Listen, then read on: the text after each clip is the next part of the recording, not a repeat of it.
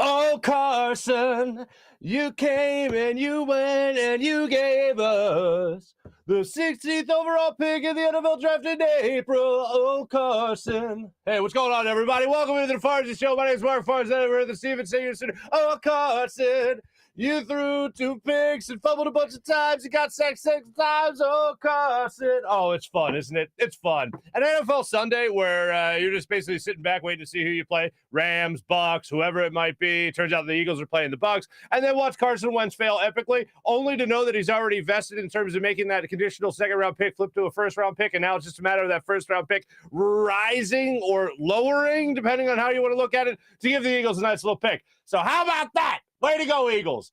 Minus the fact that you allowed 50-plus points to the Cowboys in your final game of the season, and you decided to rest your starters for the vast majority. I mean, Jason Kelce got a snap. Yeah, okay, fine. You got the streak going still, 122 straight games. Good for him. Happy to see that. Devontae Smith set the rookie record for receiving yards in a season. Good for him. Happy to see that.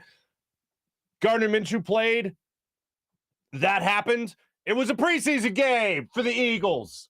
And what I've been saying for the last week, I wanted to see the starters play at least a quarter. Maybe you can negotiate with me a little bit in a couple of series in that first quarter, maybe to start the game out.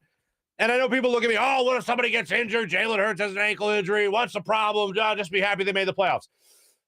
No, because every coach can't have that mindset or that mentality of the very, we didn't come this far to come this far, as Nick Sirianni said after the game. And I'm looking at it, I'm like, yeah, you did. Yeah, you did. Because if the goal wasn't just to make the playoffs, and the goal was to possibly get into the playoffs in the best possible position, and don't tell me pick your poison between the Rams and the Tampa Bay Buccaneers, you know what? I'd actually rather face the Buccaneers than I would the Rams, because the Eagles actually put up a little bit of a fight, if you remember, in the week 4 matchup that they had. Week 5, yeah. After they played the Bucs. They actually put up a little bit of a fight in that game, especially in the second half of that game, because what did they start to do in the second half of that game? Run the football.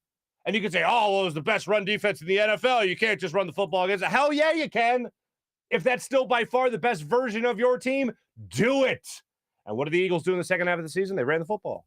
They played a lot better football because of that. No matter who they played, they took the best version of themselves, and they threw it in the face of their opponent. And they were a much better team in the second half of the season. Yes, because they weren't good opponents on down the stretch, fine. But also because they played the best version of football. Anyway, I don't just say play the starters for the sake of sheer competitive nature. I say play the starters because the starters needed to play. Now, the proof will be in the pudding with whatever happened against the Buccaneers. And the last I looked, it was the Eagles were 9.5-point underdogs to go into that game against the Bucs. Tom Brady and the Bucs. They're a little banged up, as we all know. So they have a shot. They have a chance, as they like to say.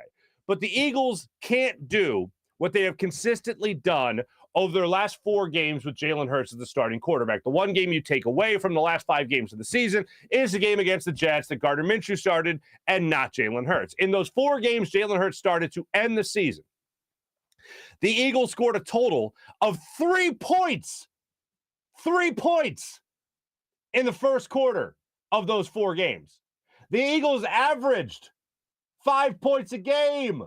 5 points a game through the first half of those games. So 3 points in the first quarter, a total of 5 points on average in the first half.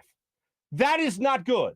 You cannot do that against Tom Brady and the Tampa Bay Buccaneers. You can't do that against a Todd Bowles defense. Because Todd Bowles, one of the things we know, regardless of where they're ranked, he is going to attempt to take away the run. Especially if the Eagles, if their best version of themselves is Jalen Hurts not trying to air the football out, then yes, they're trying to take away the run from the Eagles and force Jalen Hurts to pass the football. It's up to the Eagles to try to get past that. In some way, shape, or form, get past that. Now, I'm not expecting the Eagles to win this game. Spoiler alert, I'm not expecting them to win this game. However, is it good that they're in the playoffs? Obviously, it's good to be in the playoffs. If it was a different scenario where they didn't have 3 first-round picks, did I mention the 16th overall pick? Because Carson Wentz, thanks, Carson. They got 3 first-round picks. So the Eagles are a playoff team with 3 first-round picks in their back pocket. I still would have rather have seen the starters play at least a little bit in this game against the Cowboys. And that's not just, like I said earlier, for competitive nature purposes. It's simply because the Eagles had a lot to fix about how they jumped out of the gate. I do not believe that the Eagles have put themselves in the best possible position going into the playoffs, because I believe that there is a little thing called momentum, and you're not going to be able to rally to a victory against the Tampa Bay Buccaneers. You're going to have to attempt some way to go punch for punch with them in the early goings of a game. And the Eagles certainly don't look like they're primed for that positioning. A couple other things we're going to get into on today's show, besides letting you hear the Rothman Orthopaedics locker room report with Nick Sirianni, as well as Devontae Smith and Gardner Minshew, who confirmed the story. To quote Gardner Minshew, yeah, that's pretty much verbatim.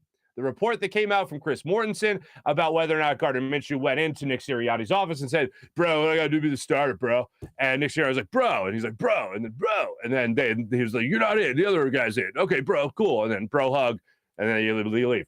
But that's the way it kind of went down. But Gardner Minshew confirms that story, which, as I have said all along, kind of a dick move. To verbalize it, not exactly the best teammate in the world as far as I'm concerned. If this was anybody else in any other season, a backup talking about the starter, oh my goodness, what the hell's wrong with this guy? But because it's like Gardner Minshew, and because it's been Jalen Hurts' team for this entire season, then people are like, okay, that's adorable. Thanks. No, it's good that you're a competitor.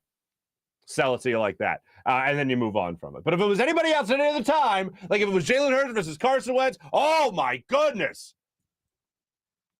If even it was Nick Foles back in the day, before he won a Super Bowl, oh my goodness. No, you can't have that. You can't have that. So Gardner Minshew gets away with it because there's a lot of other things to worry about on this team as of right now. Overall, and this is a question that I know a lot of people are kicking around in terms of going into last week, what a lot of people were kicking around, whether or not, and my friend Jason Lee asked me about this when I did his show on PHL 17. He asked me, the expectations for the season, is it good enough to see what the Eagles have done right now? Have they surpassed expectations? Yeah, they're a playoff team. Not many people expected them to be a playoff team. I only talked about them being a playoff team before the season started if Jalen Hurts was something special. And Pro Bowl consideration, rallying this team in the second half of the year, being the focal point of their offense, yeah, I'd say he's pretty special. 9-win season. And they obviously tanked the last game anyway. So not that I would have picked them to beat the Cowboys anyway. But anyway, nonetheless, the Eagles right now are in a spot going forward where I don't like the fact that they didn't establish better momentum going into the playoffs with their starters. And I've said that. But the expectations, to get back to that, is what changed over time. The expectation as the season goes on, what you expected might not be the actual outcome. For instance, a lot of people didn't expect them to make the playoffs. And here's the outcome. They've made the playoffs. If you mean to tell me that if the Eagles are driving somehow they made this a close game, a one-possession game, and the Eagles have the possession of the football, and they're driving down the field against Tampa Bay Buccaneers, and the score is 20-17, and you mean to tell me Jalen Hurts can't get them in the field goal position, or Nick Sirianni can't call good enough plays to get them in the field goal position? You mean to tell me in that moment expectations aren't going to change? You mean to tell me in that moment you're not going to be looking at the Eagles going, well, you know what, whatever happens on this drive, wow, what an amazing game. No! I don't know a one person in Philadelphia. I don't know a one Eagles fan that's going to go, well, at least they tried. No, that's not how we've been. That's never how we've been as a fan base. Expectations are going to change. You mean to tell me you couldn't get in the field goal range and try to tie things up with Jake Elliott to force overtime? Or another scenario, the Eagles are going into that final drive with the opportunity. They're down 20-14, let's just say. And all the Eagles got to do is get a touchdown and an extra point, and they win the game. Expectations change over time. So now that the Eagles are here, we're all excited that they're here. We're all happy that they're here. They're in the playoffs. Not many people expect them to beat the Bucs. They go on the road. They're going to play on Sunday, by the way, at 1 o'clock. So that's great. The Eagles are getting screwed by the NFL again and trying to play another game on shorter rest than they were used to. So that's great. I was totally expecting the NFL to stick it to the Eagles again. Not going to be the case. But they're going to go to Tampa. They're going to face the Bucs on Sunday at 1 o'clock. So going into this game, we're all happy that the Eagles have gotten to this point. I'm happy. I know that. And they got 3 first-round picks in next year, April's draft, I should say. Expectations will change the minute that kickoff starts. The minute kickoff happens, the expectations will change. I don't know of anyone, and I include the Eagles players in this, that are just going to throw their hands up and say, hey, this is our championship already. Tom Brady, people might talk about disrespect, especially with Nick Foles not shaking his hand all those years ago now. But Tom Brady issued a nice little public praise of the Eagles going into this game after the Tampa Bay Buccaneers took care of the Carolina Panthers just yesterday, blowing them out yesterday, as a matter of fact. But Tom Brady got into how much he respects the Eagles, the toughest opponent all year. It's the biggest game of the year. And yeah, anytime you go into the playoffs, those are the things you say. And he talked about the Eagles being healthy on the defensive front, and having to worry about Fletcher Cox and Javon Hargrave and those guys. The same things we could say all week. It's the exact same thing you say when you face Tom Brady. You get to Tom Brady, you could beat the Bucs. You get to Tom Brady, you could beat his team. I don't know if there's a thing in sports that's easier said than done, more so than that phrase, because every single team talks about it. The difference is you saw teams like the Kansas City Chiefs last year in the Super Bowl try to get after Tom Brady. Did not have success. Easier said than done. Pretty good defensive coordinator over there in Kansas City, as we all know here in Philadelphia. Wasn't able to do it. To me, it's going to be a very, very tough ask to see the Eagles be competitive in this game. I'm hoping I'm wrong, but I'm not expecting this to be a game that I laid out for you earlier with those scenarios of possibly going into that final drive with the opportunity to win this football game. I hope I'm wrong. I just don't expect it. But I'll cross my fingers for it up until now. Now, we got a whole week to break down that game. Like I said, Sunday, 1 o'clock kickoff against Tampa Bay Buccaneers, Tom Brady. Very excited to see how all this plays out. We got a whole week to break that game down. So let's talk about this Philadelphia Eagles team as they stand right now. Looking back on this 17-game season, I have been wildly impressed with what this Eagles team has done. And if I had to put my finger on the most pleasantly surprising thing about this season, I am not looking at Jalen Hurts. I'm not looking at a solid running game. I'm not looking at the offensive line and how they played. I'm not looking at even the defense playing a hell of a lot better in the second half of the season with Jonathan Gannon. I'm not even looking at that. What I'm looking is, you got to consider the quarterbacks that they faced. But the most pleasantly surprising thing about this Philadelphia Eagles season is Nick Sirianni. And we could go back. Yes, I'm going to do it. To that introductory press conference when a lot of the fan base went, nope, not this guy. Wrong. Howie botched it. Jeffrey Lurie's an idiot. What is this organization doing? Doug Peterson should still be here. Now, all that might be true. Doug Peterson, excuse me, that might be true that Doug Peterson should still be here because they just couldn't see eye to eye as an organization and the head coach anymore, and that was that. And you could definitely make the argument that Doug Peterson would have done the same thing with this football team going forward. However, he's not here. Nick Sirianni is here. Nick Sirianni mocked, ridiculed, second-guessed throughout the season, whether that be the press conference, whether that be rock, paper, scissors, whether that be his overall press conference demeanor, seeming like nervous Nicky when he gets a microphone in front of him. Well, that certainly went away as the season went on, being criticized for roots and flowers and plants and all that stuff, and photosynthesis and fertilizer. That's where I was out. Took me that long, but I was out. Handing the football to a running back twice in the first half of week 3 against the Cowboys. What the hell is he doing? Ignoring the run? I made the jokes throughout the year about Andy Reid. Oh, Andy Reid, he would have at least said, Nick, you might want to run the football. I think this is leaving too much passing for my liking. Might want to run the football. He finally did it. He made an adjustment. Now, you might say, to counter that argument, as him being the brightest thing to come out of this season, you might say, well, what was he going to do? What other direction was the offense going to go? Well, I'll tell you, continuing to pass the football way too many times. Continuing to not have a balanced attack. An attack that made Andy Reid or Doug Peterson in the first year of his career, here as the head coach of the Eagles, look like it was perfectly 50-50. That's how off it was with Nick Sirianni in his first 8 games here as a Philadelphia Eagles head coach and a play caller. Terrible. He made the adjustment. How many times have we seen coaches not make that adjustment? No. This is what works. This is how I do it. This is the way we're going to do it. Chip Kelly, ring any bells? No changes, no change in scheme, no change in philosophy. Same thing. This is what I know. This is how I know we're going to win. I know what I'm doing. Everyone else is stupid. No, Nick Sirianni said, this ain't working. What's the best version of ourselves? It's a pretty good offensive line we have there. Pretty good quarterback we have there. Let me ask him to do a little bit less. Rely on what I know we can have a little bit more success with. They did that. 6-2, last 8 games of the season. Well, not including this last Cowboys game, of course, 6-3. But that's what good coaches do. They make adjustments. Sure, you have your game plan going into things. You have an idea of what you want to do before you become a head coach or before you become a play caller. You have an idea of the type of offense that you want to run. Nick Sirianni tried to implement that from the get-go. It didn't work. Made an adjustment. And the Eagles are in the playoffs because of that adjustment. Now, you might, from another angle, for the people that are trying to evaluate whether or not Jalen Hurts is the Eagles' franchise quarterback, if you look at Jalen Hurts right now and you go, franchise quarterback, you should be working in the NFL front office. And what I mean by franchise quarterback is you would hand that guy a 10-year contract right now and say, oh, this is the guy for the foreseeable future. There's nobody else we could get that's better than this. I think you're bonkers. And there's a lot of things you could really break down about these games. Just as an example, you look at the game that Jalen Hurts had in the last game, his last game of the season against Washington. They get into the red zone. They don't ask him to throw the football once during one possession in the red zone. Just run, run, run. You're not going to ask your potential franchise quarterback if you're labeling that already to throw the ball one time? That's interesting. Okay. But there's things like that you could break down throughout the season if you really want to get down to the nitty-gritty of it and down to the specifics of it, of whether or not you would hand that guy a 10-year contract right now.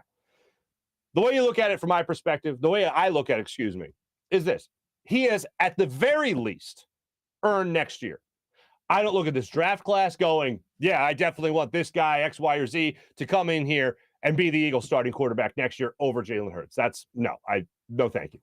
Talk about the incoming free agency class. Talk about the potential of a Russell Wilson, or talk about bringing in a guy like Aaron Rodgers. Good luck to you. Deshaun Watson, hey, we'll see what happens legally. Before that clears up, I'm not going near that case, not even a little bit. So for me, Jalen Hurts is the guy. Jalen Hurts is the starting quarterback of the Philadelphia Eagles, as far as I'm concerned, in the year 2022. And that's for next season, not this playoff season, not for this postseason. Jalen Hurts has at least earned next year. And you could bring in, again, the Pro Bowl consideration, leading this team to the playoffs in his first full year as a starting quarterback, going through his first 16, 17 games as a starter, hitting that this year, and then going through this entire season with all but 2 starts under his belt. I see no reason why you can't build with what you have right now with Jalen Hurts. Next year, if you look at him next year and you don't see him as the franchise quarterback, that's where you make the change. And if I can speculate for a second here with what the Eagles are going to do with their the 3 first-round picks, they're not making 3 first-round picks, and we've talked about this before. The money that's tied to 3 first-round picks is a chunk of change right there. So what I see the Eagles doing is making 2 selections, trading one of those first-round picks to go into next year's draft, and that's where they'll look more so at getting a quarterback next year if Jalen Hurts is not the guy. Now, after I say all that, I remain a huge Jalen Hurts fan, and I am hoping he is the guy here for the next 10 years. Because a guy with that mentality, that work ethic, that's the guy you want as your starting quarterback. Every single note he needed to hit in terms of approach to the game, mindset, and all that, he hit. Winning, he hit. Playoffs, he hit. Pro Bowl consideration, he hit. All those notes, he hit.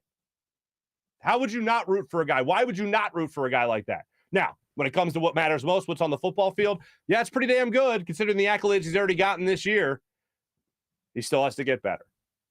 If he is going to be a franchise quarterback, an unquestioned franchise quarterback, like only a handful of guys in the NFL, he is going to have to improve on where he was this year.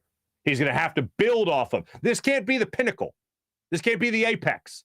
This has to be the starting point for Jalen Hurts. This is the level of play. This is the bottom line for you. Now just get better. It's asking a lot in the NFL. I think Jalen Hurts can do it. Because here's one thing I will never do in any facet of life. I will never bet against somebody with a great work ethic. And Jalen Hurts is a guy that has a great work ethic. And I will not bet against somebody that has a mindset that seems far superior than many other people that play that position. So I look forward to seeing Jalen Hurts continue to mature and hopefully continue to get better and hopefully become the franchise quarterback here in Philadelphia for the foreseeable future. Unquestioned leader of this football team. Let's jump into this here because I always like to do this. I always like to give you guys the Rothman Orthopaedics locker room report. We'll do that. No guest today, as per usual, with our Monday programs following a game, even though the Eagles played Saturday. So I want to give you a lot of what the guys had to say in the locker room, including Devontae Smith, Gardner Minshew, and Nick Sirianni as well. But first, let me tell you about my friend Steven Singer of Steven Singer Jewelers. Folks, if you're not going to Steven for all your jewelry purchases, what are you doing? You know why people like to say, I hate Steven Singer? It's other jewelers saying that. You know why they're saying that? Because other jewelers will mark up their inventory and they'll mark it up way high just so that when you sit in front of them, you feel like you're getting some kind of deal. No, guess what? They're still making out on that deal. Even if they knocked it off a couple of $100 in front of you, make you feel like you won something. No. They're still winning, believe me. But Steven Singer doesn't do that.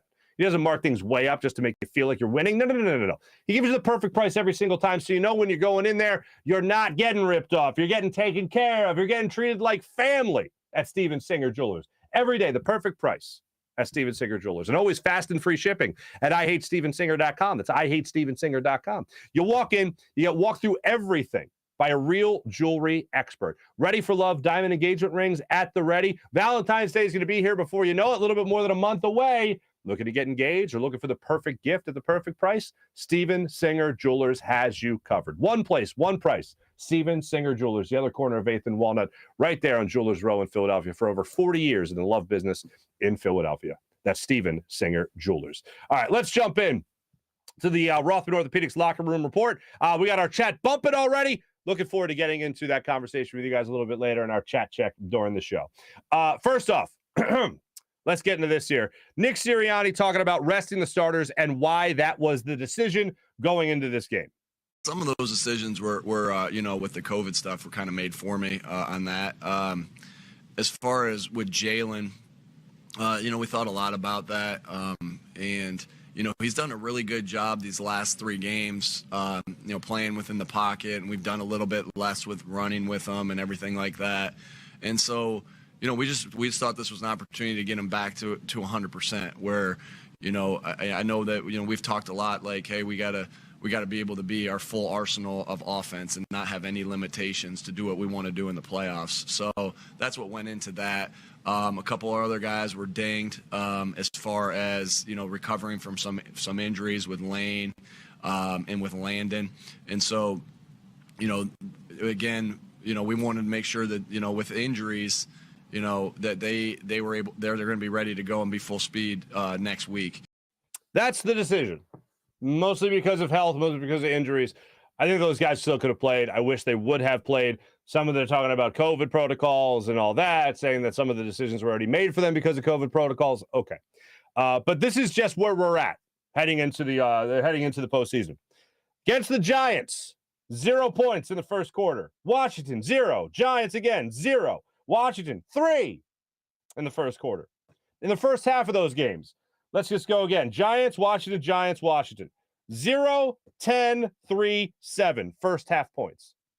5 on average. 5 points in the first half of those games.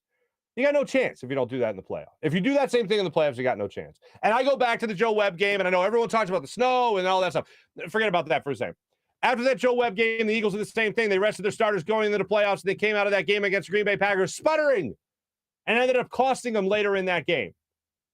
That's what haunts me more so than just about playing against Joe Webb, following a snowy Sunday night, forcing the game to a Tuesday night.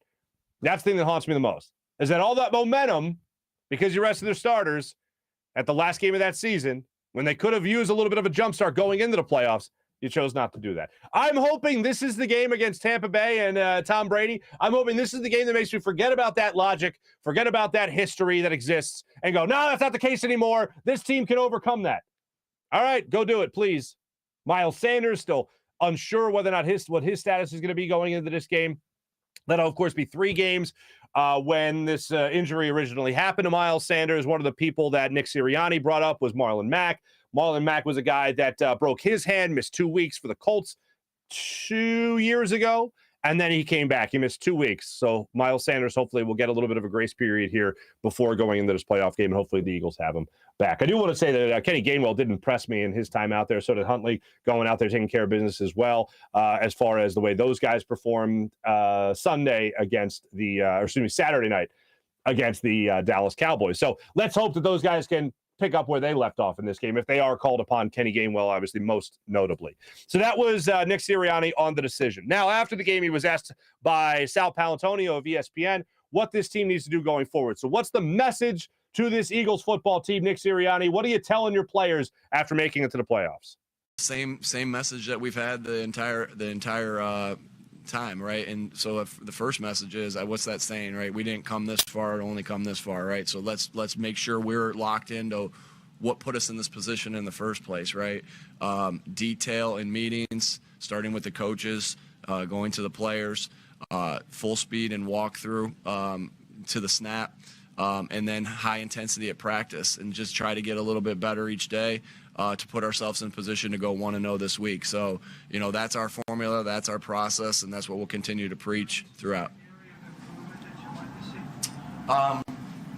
We haven't started fast these last not prior to, obviously today in defense we didn't start fast. I thought the offense did a good job starting fast, but we obviously want to get our game going quicker than we have these last couple weeks. So that's one area that we need to improve, and we know that we're going to be in positions on defense that we're going to have to be able to stop the pass. We've done a good job, and tonight was an exception of stopping the run. We're going to have to be able to stop the pass here moving forward. What was that middle part? Okay, first off, let's go in order here. Excuse me. Getting ahead of myself. Let's go chronologically speaking here. We didn't come this far to come this far, yet you rest your starters. Okay. We didn't come this far to get this far. Rest starters. What do you got to do going forward? We got to start fast. What the hell? One of those things those don't go together.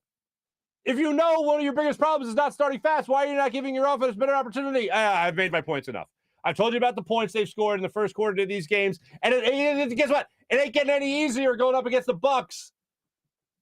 It makes no sense. So the only argument that makes sense for Nick Sirianni is what he got into. It was really the first question. I think it was Jeff McClain that asked him the question was why not play your starters? Well, Jalen, when he got into Jalen Hurts, he talked about the ankle, wasn't 100%. But let's not forget for a second here that Jalen Hurts was also the guy that went up to Nick Sirianni. He wanted to play in this game. Jalen Hurts wanted to play in this game. He said so earlier in the week. He was taking reps. He was a full participant at practice throughout the week. He wanted to play in this game. And he looked at his coach in that Washington game, his last start of the season, and what did he say? He looked at Nick Sirianni. And like a made-for-TV movie about football, he goes, Coach, you call whatever you need to call. I'll make the play. Want a little RPO? All right, let's learn a little RPO. You want me to keep a little quarterback keeper? All right, a little quarterback keeper. A little cool QB sneak. Little naked bootleg. No clothes allowed. Naked bootleg. But for whatever reason, I guess in the subject of health, in the interest of health, they said, you know what, you rest that ankle, Jalen Hurts. We need you for the playoffs. We want to make sure that you're not just at like 100%, you're at 101%. And that's the decision. So there you go. Now, speaking of people that wanted to play in this game, Devontae Smith wanted to play in this game. And he got the record. He beat Deshaun Jackson's record. And let me while I'm on the subject of this record, TJ Watt, as far as I'm concerned, has the record for sacks in a season. Because Michael Strahan's was just awful. Brett Favre is one of my favorite all-time quarterbacks. I'll never get over the fact that he did actually run a naked bootleg to Michael Strahan's side in the fourth quarter of that game, Packers-Giants, to give Michael Strahan the single season sack record, which is just one of the worst things I've ever seen in sports when it comes to sportsmanship. Oh, he gave it to him. That was nice. This isn't a record to be given. It's a record to be earned. It's a record to be taken. And TJ Watt played in only 15 games this season, so you can't even hit him with it has an asterisk because it was 17 games. Not for him. Anyway. But as far as the asterisks go and all records in general for the season, nobody cares. That's a conversation that when you'll hear it and just go, yeah, nobody cares. Even like people be like, oh, in 50 years, nobody cares. Like nobody cares now. People will only bring it up just for the fact, it might be a good talking point. I'm only talking about the talking point, not as a talking point, but because it's going to frustrate me when I hear those questions. Nobody cares about the asterisks. Nobody does. Anyway, that's just my little tangent on punctuation. Even if is an asterisk even punctuation? I think it is. I don't know. Or is it like an accent? I don't know. Is that all punctuation? I don't know what I'm talking about. Anyway, I digress. Devontae Smith breaks the single season receiving record for a rookie by a Philadelphia Eagles receiver. So good for him. Happy for him. He's one of the guys that played. He did play in this game. He got the record. He was asked about not playing the starters, and here he is. Whatever the coaches decide, I'm going to go with it. But, like I said, kind of momentum thing. Just want to go out there, stay in a routine that I've been doing the whole year and just, keep getting better every day. Did Nick say before the game to you that he wanted to get you that record? Yeah, that was kind of the thing the whole week. Good for you. Good for it. Like, Devontae Smith is a competitor that I can get behind. It's about momentum. Hey, listen. If you need a professional athlete in your life, call Devontae Smith. Don't call me. But if you need an athlete's mindset, I'm right there on the same wavelength. As long as I don't have to do any of the physical activities and like run and conditioning or any try to catch football. Like, as long as that's not required, I'm your man. Agree with Devontae Smith wholeheartedly there. Here he is talking about getting into the playoffs and what this means to him as a rookie. Yeah. It's big. It's big because it's the next game. So, you play to continue. So, just go out there, get a win, continue playing. That's been the goal the whole time, getting to the playoffs and, try to win it all. That's what it is. That's what it's all about. So, we didn't come this far just to stop now. Just to win it. Just to win it all. Just to win it. Just to win it all. And then he ended it with the we didn't come this far, just come this far. But that's the mentality you want of every single player in that locker room. Not just to win it, but to win it all. Devontae Smith speaking nothing but poetry. I don't think young guys in the league get enough credit. If they come in with a man's mindset, I don't think they get enough credit. Even a guy like Devontae Smith, who we know set the record, and a guy like Jalen Hurts comes into this. Like, Jalen Hurts is going to start his first playoff game younger than Carson Wentz when he made his NFL debut. Like that, like people don't think about that enough. Carson Wentz 24, Jalen Hurts 23. He's going into the playoffs already. The people don't give these guys enough credit. Like, you always want to talk about the first of all, I just hate when you even like college kids. Like, I hate the whole kid mantra and all that stuff. But like, these guys are mature beyond their years, as some people like to say.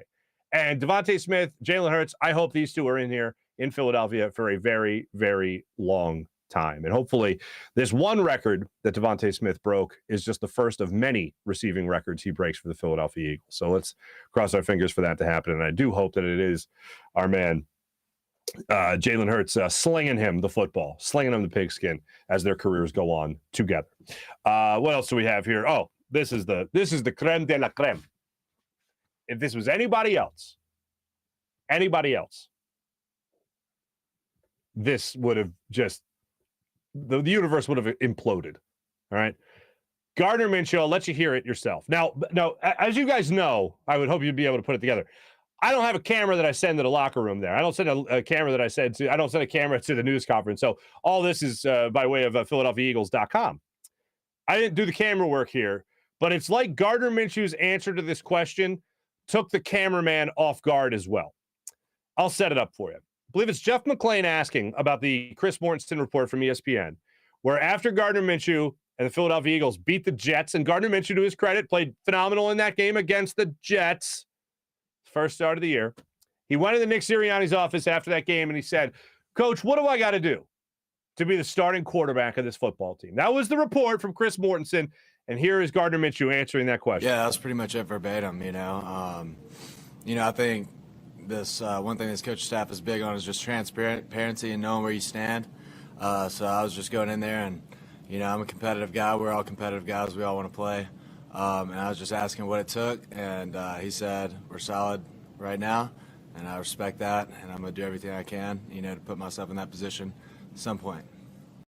The camera guy got crazy there. But I don't like the idea that he verbalized it. Like, look, you might think it's splitting hairs. I'm bald, so I can't do that. But when a guy, like, it should be implied that you want to be the starting quarterback. You were a starting quarterback in Jacksonville, and then you weren't. And you came here to Philadelphia. When you get traded here, when you come here, to a coach that knows you. I mean, you played topless one-on-one basketball. Or you played a topless game at Horse, was it? You play a topless game at Horse. Well, one guy was topless. It was Gardner Minshew. You're topless, and you're playing that, and then you lose, unfortunately. But the coach knows how competitive you are already. You come to the new team, you say, look, my goal is to obviously help you guys win football games, but I see myself as a starter in this league. It should be established. After you make a start against the Jets, your first, after what was that, week 13? So 13 weeks or 12 weeks go by, then you finally get your chance. You play well, excuse me. And then you find it necessary to re-vocalize that. That makes you seem like you're really just going after somebody's job. You're out for yourself more than you are the team. And even when you listen to that cut and you listen to Gardner Minshew talk about going up to the coach, like, that's my goal, that's what I want to be. Yeah, what about the team? If this was anybody else at any other time, this would be, headline breaking news. But because people have looked at Jalen Hurts and be like, wow, this guy's led them to the playoffs. And because it's laughable to think about Gardner Minshew then all of a sudden taking it after one start, by the way, then people kind of get it. And I'm like proud of Philadelphians. I'm proud of the Eagles fan base for not taking this clickbait and just running wild with it. I have to voice my concern with it, and that's my concern. That I find like it's almost like headhunting for somebody else's job if that's the way you're going to play it as a backup quarterback. If you're a backup quarterback, and Nick Sirianni said it perfectly last week, if you don't want to be my starter, I don't want you as my backup. That's the best possible way you could put that. I think Gardner Minshew and Nick Sirianni both know that Gardner Minshew eventually wants to be a starter in the NFL. And good for Gardner Minshew. You should be competitive. You should want that job. But when you vocalize it and you have a private meeting with your head coach about it, that's almost like you're scheming or plotting to somebody else's demise. And that's not exactly the MO of a team guy, if you know what I'm saying. Now, I say all this with the understanding that Gardner Minshew probably won't even be here next year, to be honest with you. Eagles will look at him, maybe try to flip him for another draft pick, even if it is something as like a 5 or a 4. Not a 4. I don't even see that happening. But stranger things have happened in the NFL. I know everyone always goes back to A.J. Feely being traded for a second-round pick 20 years ago, and the NFL has certainly become a more quarterback-reliant league than it ever has this particular season or over the last couple of years. But the Eagles, I think they look at him as Gardner Minshew as trade bait more than anything else. So I don't even think he'll be here next year. It'll be interesting to see how that plays out. It's possible. I just don't see it's plausible. So that was the Rothman Orthopaedics locker room report of all the piping hot takes that came out of the locker room after this particular game. Gardner Minshew confirming the story that Chris Mortensen put out there, saying that he asked to be the starting quarterback. What's it going to take to be the starting quarterback going forward? Nick Sirianni didn't want to make it public. Gardner Minshew had no problem doing it. Now, before I move on just from that, I usually I'll get to like the Sixers stuff on a Monday following a game weekend. I'll get to that in the morning rush, but I want to get into it in the meat and potatoes of the show here. What we are watching, flip to the Sixers, from Joel Embiid right now is spectacular. And I know we've talked a lot on this show about how lucky we should feel that Joel Embiid is here. And I said we should all say our prayers.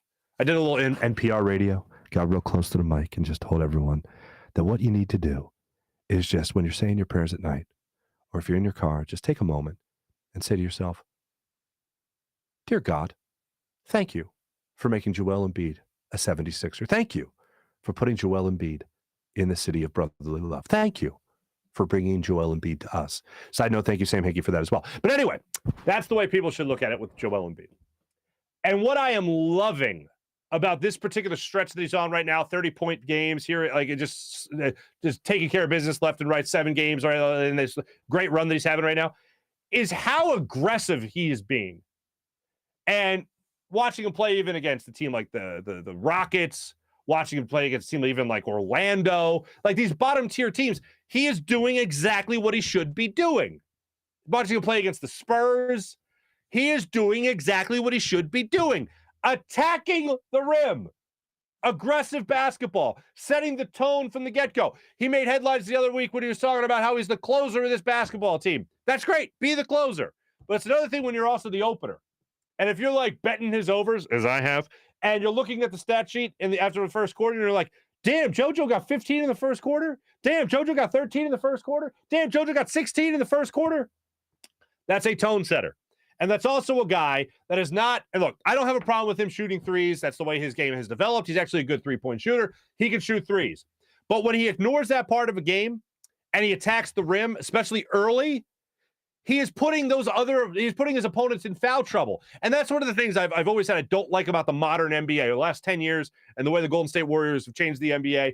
And look, it's a very exciting brand of basketball, but I still prefer, like, if you shoot a three, then you're not putting anybody else in foul trouble. You have an opportunity for three, but you look, 60% of the time, even good shooters are going to miss. But if you drive the rim, you have an opportunity. You drive the lane. You have the opportunity at the end one, put somebody else in foul trouble.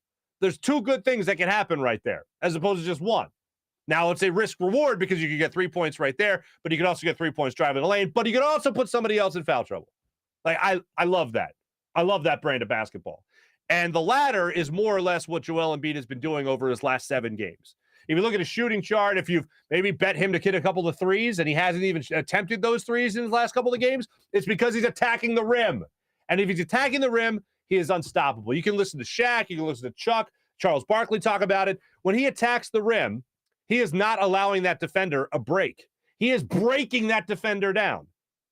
He is getting them tired for later in the game. But when he pulls up for a jump shot, when he shoots a three, that defender, that big man, is thinking, oh, thank God. I don't have to defend against him in the paint. I don't have to foul him to try to stop him. I don't have to put myself in foul trouble. Every time Joel Embiid does that, although he's good at it, and I don't mind when he does it, I still think the better version of him is when he's aggressive and attacking the rim the way he has over these last 7 games. More of this, please, JoJo. More of this, because nobody can stop you if you're going to the rim. They're going to have to foul you, and you can go ahead and put an 80 to 90% free throw shooter on the line. Go ahead and do it. That's what I love to see from Joel Embiid. We'll get more on that a little bit later. See you guys in the comments already. We'll get to you guys in just a second. But right now, let me tell you about the amazing people that bring us that the locker room report, the great people of Rothman Orthopaedics. Hey, maybe your knee gave out at one point. Maybe you tweaked your back. Maybe you popped your shoulder. Maybe you got a pinched nerve in your shoulder like me. And you go to Rothman Orthopaedics like I did. And they take care of you. Look at this, folks. Look at this. Now, I'm a righty. You need me to go in coming out of the bullpen? I got you for an inning. Thanks to Rothman Orthopaedics. Remember the old you as well? Well, Rothman Orthopaedics can get you back to being you. All this is a part of Rothman Orthopaedics, getting rid of the old you to bring you the new you. Rothman Orthopaedics has the Rothman approach to orthopedics. It's about getting you back to being you, back to running, walking, working, playing, back to living your life the way you want. With same-day appointments available, you can start today at RothmanOrtho.com. That's RothmanOrtho.com. Rothman Orthopaedics, the official orthopedic partner of your Phillies, Eagles, and Sixers. How about the amazing people at BetQL? Big playoff games coming up. You make sure you look up stuff on BetQL. If you want to get the advantage over your sportsbook, you need to download the BetQL app, the only app you'll need to make the smart bets. Their best bets computer model scans over 350,000 unique bets per year to give you the best bet recommendation for every game across all major sports. And they give you the reasoning behind why you should place that bet. Their model covers everything from point spreads, over-unders, and player props as well. And if you don't want to use their model and prefer to do your own research, BetQL has all the necessary tools for your betting research needs. Everything from sharp data, line movement, team summaries, lineups, injuries, breaking news, even a leaderboard for you to track your own success. Head to the App Store or Google Play Store now to download the BetQL app. How about the people of PHL Sports Nation? A lot of sports coming up in Philadelphia. Whether that's Ben Simmons trade rumors, trade reports, whether that's the Eagles in the playoffs, whatever it might be, cover it all with PHL Sports Nation. That's Philadelphia Sports Nation, enhancing your Philadelphia sports fan experience through social media and blogs. How about the people of Windview, the only game where fans can take on other fans and end the debate once and for all, who's the biggest sports fan? If you have those friends and family members who think they know everything about sports, it's so annoying. Play them in a Windview contest and see if they can walk the walk as well as they talk the talk. If you want to break down the monotony of family dinners and get-togethers, play a quarter of Monday Night Football, play a little Thursday, play a little Sunday, whatever it might be, and you can take the advantage over your friend. It's a perfect way to add an extra layer of competition to if you're in a fantasy football league for the playoffs. My cousin Steve runs a great league. Might want to challenge him to a Windview contest. If you're tracking all the games on Sunday, make sure you're doing it with Windview. It's not a social, it's a social gaming app. It's not a sports book. It's not daily fantasy. It's a social gaming app where fans can win real money prizes on making predictions on the games that you love so much. So download the Windview app right now. All right, without further ado, ladies and gentlemen, let's get to everyone's favorite part of the show. Chat check. Awful weather. If Luigi is in here, I apologize. I didn't tell you that we're going to continue to have awful weather throughout the weekend. Let's get to the good people. Oh, wait, is that where I'm starting? Henry Yowzer? Not Henry Yowzer. Henry Dolbeck. What's up, Henry? Yowzer. PJ poll question. How big is Nick Foles? Don Vito. Come on. Oh, John Cheeseborough. Oh, geez. JJ Arcega-Whiteside is like asking for a Whopper at Checkers. I reference this movie a lot, and I often reference it in sports. Office Space. What is it you say you do here, JJ Arcega-Whiteside? If JJ Arcega-Whiteside comes up with that catch in the end zone from Gardner Minshew, we're talking a lot more about Gardner Minshew today, because that would have made the score, I believe, 30-24 in the that would have made the score 30-24 and said the Eagles settle for the field goal. That was in the early goings of the third quarter. If J.J. Arcega-Whiteside comes up with the touchdown there, then Gardner Minshew looks a lot better, and there's more people that are like, oh, Gardner Minshew should be the Eagles starter. Okay. First off, let me just say again, no, he shouldn't. And second, what is it that J.J. Arcega-Whiteside does here?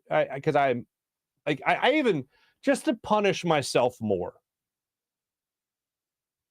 I went back and I looked at some other receivers, because we always talk about DK Metcalf. Terry McLaurin is another receiver that's better than JJ Arcega-Whiteside. DK Metcalf, obviously. Deontay Johnson, who actually led the NFL in drops last year, I think it was. Maybe it was this year. But bottom line is, he's getting the opportunity to catch passes because he's a better wide receiver. So DK Metcalf, Terry McLaurin, Deontay Johnson. And you got JJ Arcega-Whiteside. Okay, you know what? Sometimes you have misses. Jalen Reagor instead of Justin Jefferson. Look, the DK Metcalf thing, I didn't have DK Metcalf. That happens, all right? But Justin Jefferson, I was screaming for the Eagles to draft, knowing that CeeDee Lamb would be off the board, Henry Ruggs would be off the board. Like, you knew those guys weren't going to be there. But Justin Jefferson had a shot to be there. He was there. Howie Roseman, thanks, but no thanks. And they didn't take him. Now, John, you got me on the JJ rant. Henry, remember people had a problem with Hurts saying he's approaching this like the starter last year? Huh. Yeah, that's even small. Yeah, I think you're saying that to even prove the point more. Approach it like you're the starter. You're not the starter. How dare you? Well, no, there's nothing wrong with that. That's how a backup is supposed to do his job. The backup isn't supposed to go into the coach's office and be like, all right, what do we got to do to take that guy's job? Which is how it comes off. Anyway. How dare you question BDN? Oh, you don't question BDN. April, good morning. Dante, what's going on? Don Vito, hello again. Sean, JJ Arcega-Whiteside is like eating ice cream outside today. Ugh. Slumlord. That's a hell of a name. Good morning, Eagles fans. Good morning to you, Slumlord. Am I saying that right? Slumlord. Yes, it is. Ragerism season, Don Vito requests. Jalen Reagor is using Nintendo 64 controller and a PlayStation. John Cheeseborough. Just too good, my friend. Jalen Reagor is looking directly at CT's thumbs. Come on, John. I thought I broke that down rather well a couple of weeks ago. Wait, we got a Rocco in here? Where's Rocco at? Rocco, good morning. Good morning, everyone, says Rocco. Rocco. I like a Don Vito saying hi to a guy named Rocco. That's the way, this is how this chat is going. Today is National Clean Off Your Desk Day. That'll take a minute. There's a reason that's not in the shot, folks.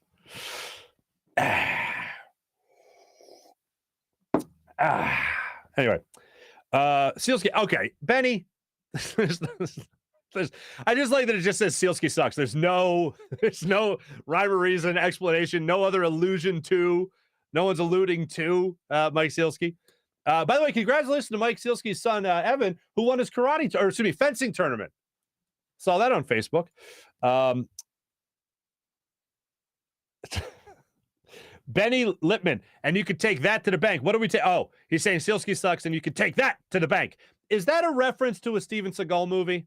Are you making a reference to a Steven Seagal movie, Benny, with you could take that to the bank? Because I believe that's Hard to Kill. Or is it License to Kill? No, License to Kill was a James Bond movie. And you could take that to the bank. Above the Law? Was it Above the Law? One of them, Steven Seagal. Anyway, they're all the same, except for On Deadly Ground, which took place in Alaska, and I believe he fought Michael Caine. Anyway, when is National Flyers Remembrance Day? The team is officially irrelevant. Oh, my God, Dan. Dan Schwartz, good morning. The Flyers, man. The word listless comes to mind. Like, I want to say helpless. Even if you're like me and you're not giving up hope on Carter Hart by any means, in no way am I blaming Carter Hart for anything, but I'm just saying a lot of times a goaltender can mask and be the deodorant to a stinky team. I don't think there's any. I think Marty Brodeur in his prime couldn't bail the Flyers out of the rut that they're in right now. Good morning, Luigi. There's Luigi. What's up, buddy? Dan Schwartz, that day ended in 1997. Oh, National Flyers Remembrance Day. 1997, when they lost the Stanley Cup final to the Detroit Red Wings. Ruined Monica Daniels' graduation party. I only say that because I was at Monica Daniels' graduation party when we graduated from 8th grade, and that happened on that day where they lost. They got swept by the Red Wings. Luigi, 62, apparently, 62 and cloudy today, 1 p.m. in Tampa. Oh, there you go. Luigi has the weather in Tampa. Very nice. We won a Super Bowl with Ronald Darby and Jalen Mills as corners. Anything is possible. Slumlord, you're not far off. Oh, Slumlord, I agree. I mean, other than Malcolm Jenkins, yes, this secondary is better than the one they had in the Super Bowl.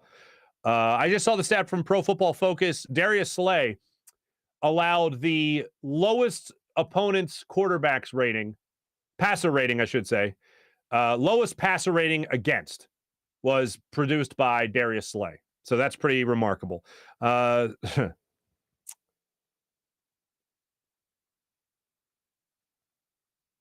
to answer your question, Sealski's Kobe book is getting great reviews. Absolutely great reviews. When you pay people to review the book, Benny.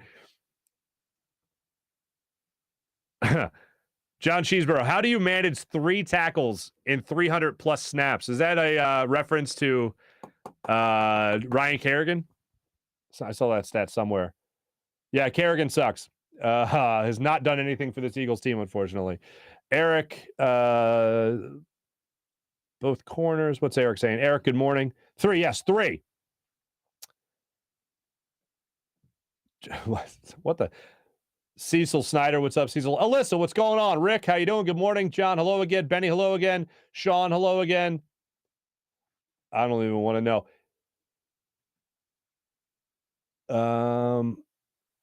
Dan, Mark, how fat was that playoff blunt? Don't lie. Mopar, Farzy a bit excited and caffeinated today. I am actually less caffeinated today than I am usually, considering Saturday to stay awake to do the post-game show, live post-game show with Gunnar and Devin Caney and John McMullen. I was crushing espresso all day. Lil Toots was running amok all weekend. There was no time for nappy poos. She wasn't having it.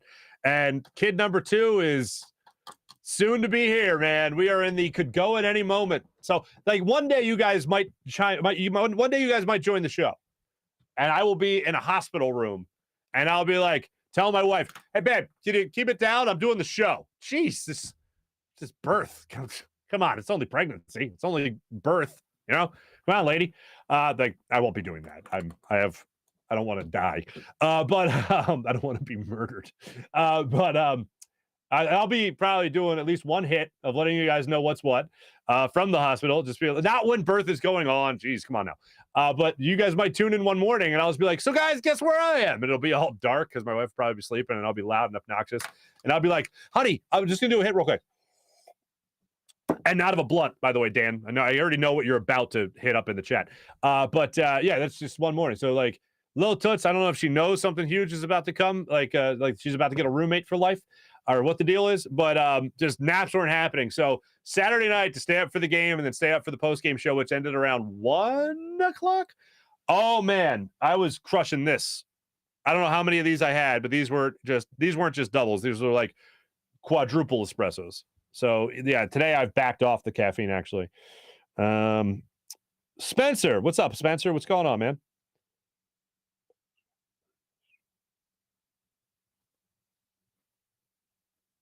Wait, what?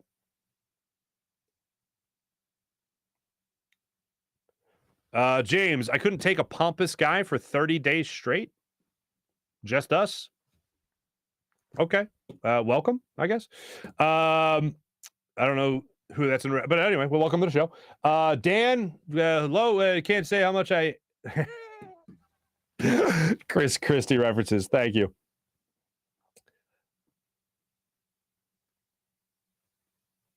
Rob, Mark, you shouldn't be sending a camera guy to any locker room. Some people frown upon that. Rob, I'm glad you mentioned that, because one of my favorite people ever to cover in all the sports ever is Chris Long. And Chris Long recently went on a little bit of I don't want to call it a rant, but he was asked about reporters in the locker room when they're naked. And I always thought that was weird, but it's just the way the business is. So you have your own rules. One of my rules is I will not talk to any man, whether it be in a locker room or in life in general, if they don't have pants on. The golden rule: treat others how you want to be treated, and then right after that is don't interview a man when he doesn't have pants on. If he doesn't have his hippity-dippity covered, he doesn't want to talk to anybody. So that was my rule. If I was going into the locker room and I was supposed to get an interview with somebody, or I was doing a segment like I was doing back in the day for NBC, my rule was if they don't have pants on, I'm not talking to them. And that does not include, like, if they just have the jock strap on, still, no, a form of pants. There has to be legs on those pants for me to talk to the person. So I'd wait and I'd stare at the ceiling, and then they had pants. I go talk to them. That was my rule. I think it is crazy that was the lock, that was the time you got to talk to a subject when they were in the locker room getting dressed. That is so weird to me, and it will never not be weird to me. And that's one thing I never got used to and will never get used to. And like, I remember people be like, oh, I got to talk to that guy. And they go right up to him naked. The only time that I talked to anybody that was naked was John Dorenbus. And that was because John insisted. And I told you guys that story. For the new people, I'll just give you the brief synopsis, the cliff notes. I had to talk to John about doing a radio thing, and he was working on, he was the commissioner of Wing Bowl back in the day for a couple of years. And I had emailed him to talk, and I needed to get back to my email, which was, I only sent like a couple hours before the locker room session anyway. So anyway, I go into the Eagles locker room, and I look at John's locker, he's not there, and I start going around the locker room, and I hear, Marc! Hey, Marc! Yo, Marc! And I turn, and it's a completely naked John Dorenbus. And John's like, hey, you sent me an email? You wanted to talk to me about something? What's going on, man? And he's just totally flaunting his nudity. And I'm like, oh, no, God, John, no, we'll talk later. He's like, no, come on over. And I'm like, and I put my head down, and I'm walking towards him. And he's just kind of standing there like he's Superman. And he's just like, you wanted to talk about something for radio? And I'm like, God, don't, please. And he's like, oh, is this uncomfortable for you? And he grabs a washcloth. He puts it over his junk. And I'm like, all right, well, now we can talk, I guess. And then he's still yelling, is this still weird? And I'm like, I'm right next to you. Anyway, that's the only time I talked to a man in the nude. Carson Wentz's problems. Yes, that's correct. Wait, what the hell? Oh, this voice is creepy. I must have been doing the NPR voice. Rob, Farzy has a gambling, weed, and checkers addiction. 2 of the 3 might be accurate, Rob. Mopar, Julian, what's going on, Julian? What are we agreeing with?